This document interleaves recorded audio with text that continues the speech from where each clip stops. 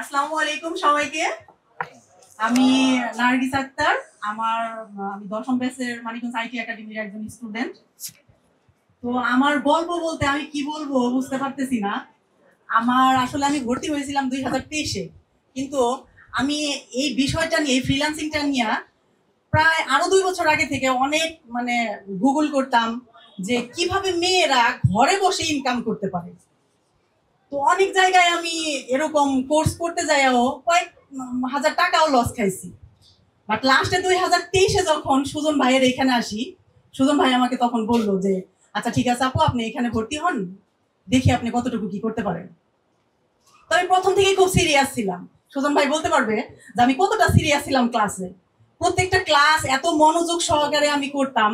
তো যখন 4 মাস হয়ে গেল আমার ক্লাসের, আমার মাথার মধ্যে সবসময় একটা টেনশন কাজ করতো যে আমি কবে ইনকাম করব। ফাইবার অ্যাকাউন্ট খোলার পরে থেকেই যে কি করলে কোন উপায়ে আমি ইনকাম করতে পারবো। পর যখন 5 মাস চলে গেল, লাস্ট আমার কোর্সও শেষ হয় নাই, তখন আমার একটা ফাইবারের নক আসে, ইটালির বায়ার। তো বায়ারটা আমার বাবার বয়সী হবে।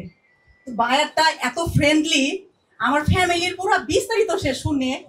বাট আমিও তার জিজ্ঞেস করি তার ফ্যামিলিতে কে কে আছে। আমার কাজের পারপাস ছাড়াও তার সাথে আমার ব্যক্তিগত অনেক আলাপ আলোচনা হয়। যাই হোক, প্রথম সে আমাকে 50 ইউরোর একটা অর্ডার করে। তারপরে তার সাথে আমি দীর্ঘ 1.5 বছর কাজ করছি, একটা না।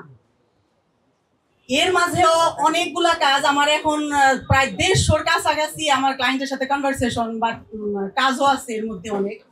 আর দুইটা এজেন্সির সাথে পার্মানেন্ট ভাবে জব করতেছি, একটা লন্ডনের ফিটনেস নিয়ে, আর আমিও যেহেতু একজন জিম ট্রেনার পাশাপাশিও আছি এখনো।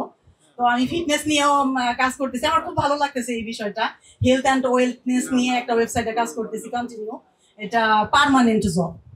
তো কালকেও একটা অর্ডার আসছে, আমি আজকে রাত্রের মধ্যে করে সেটা সকালে ডেলিভারি দিছি। সারা রাত আমি ঘুমাই নাই। আজকে সকালেও একটা অর্ডার আসছে $400, বাট বায়ার বলতেছে আমি $400 দেবো না, $300 দেবো তোমাকে। পরে বলছে ঠিক আছে, ওকে, আমি $300 করে দেবো তোমাকে। তো আসলে আমি বলবো দিন শেষে লেগে থাকলে জীবনে অনেক কিছুই সম্ভব। হাল ছাড়া যাবে না, কোনো কিছুতেই হাল ছাড়া যাবে না। কষ্ট আসবেই, দুঃখ আসবেই, হতাশা আসবে, কিন্তু আমাদেরকে স্টিল নাও স্থানটা ছেড়ে দিয়ে চলে যাওয়া যাবে না, যে আমরা যে কোনো উপায়ে এখান থেকে সাকসেস হয়ে তারপরে ফিরবো। থ্যাংক ইউ সবাইকে।